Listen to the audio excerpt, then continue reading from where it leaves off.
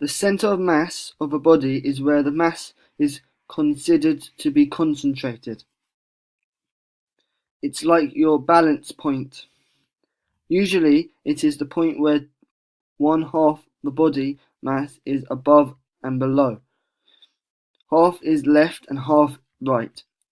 This works for symmetrical body shapes, but in non-uniform shapes that the center of mass can even be outside the body, e.g. trampolinists.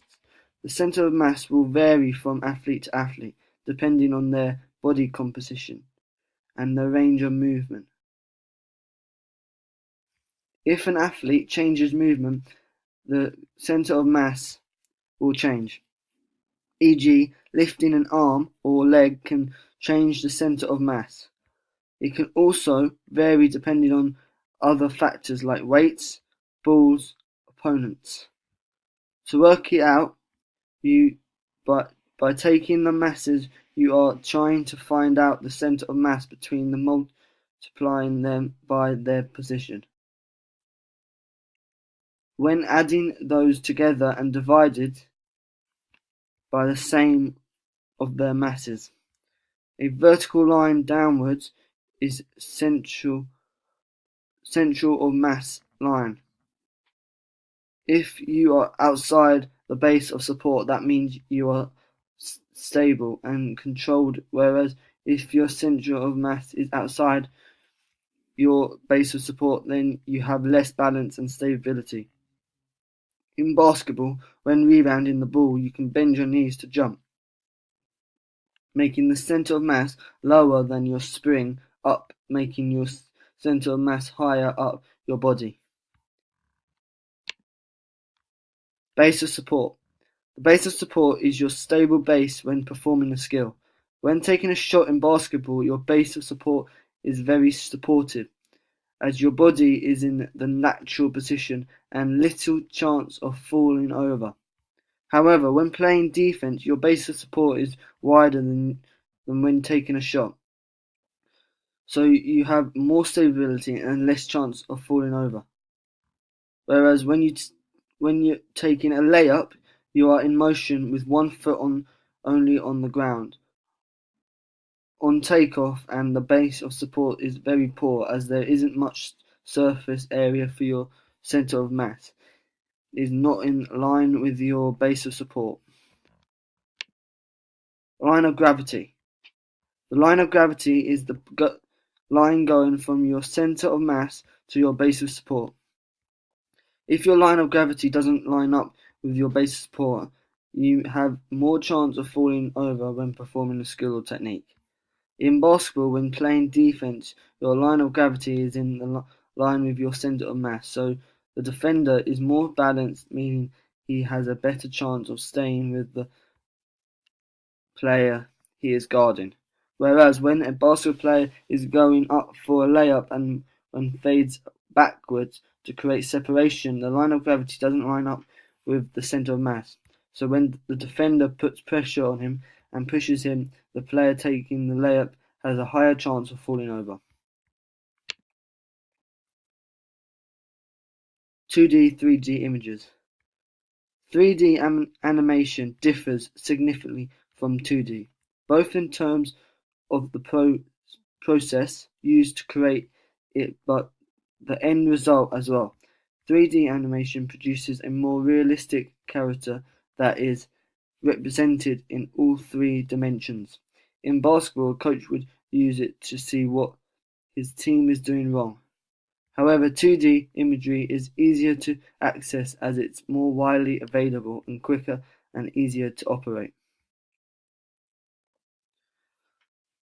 Positives: it can give a clear image of the performance. It shows the performer's technique and compare it to the technical model. It shows a team what they need to work on to do better. Negatives: it doesn't show the whole story of the game. The quality of the image might be poor, so don't get a good picture of what's happening.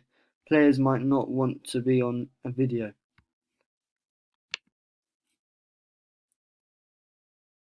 digital imagery, shutter speed and frame rate. A digital photograph can be created directly from a physical scene by a camera or similar device.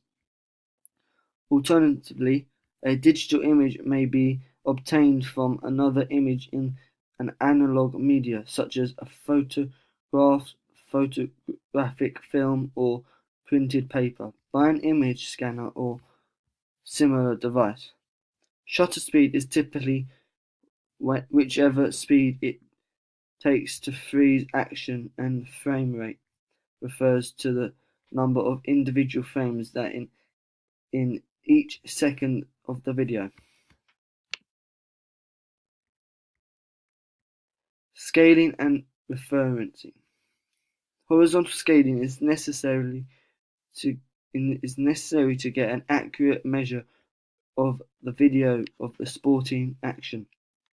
You must scale the field of view. For example, you should include in the view a measure of the scale, such as a meter ruler or tape, or to allow you to compare measurements. Once you have set the scale, it is important that you do not move the camera or the scale will become inaccurate. Vertical reference is the same check on accuracy or horizontal scaling, but is to measure the vertical aspect of the movement, e.g. jumping for rebounding or layup in basketball. Perspective error can happen in the filming of a sporting action, as it is dynamic and the camera perspective changes as the action happens. For example, recording a 100-meter athlete from a camera position at 50 meters will have a perspective error on the point the finish line is crossed. Here is the raw data obtained to assess performance against the numerical model. The timed sprints for the 6 athletes in the team. We looked at the performance of the team in sprints. The charts show the 6 athletes. Blue shows the 11 to 15 meter section, and green shows the 16 to 20 meter. From the mean data and graphs in sprint 1, athletes increased their speed in the short sprint and broadly achieve a fairly even time by 16-20 meters. In sprint 2, the speed between the two distances are fairly even too, whereas broadly they all de-accelerate by the latter part of their third sprint. This could be due to fatigue.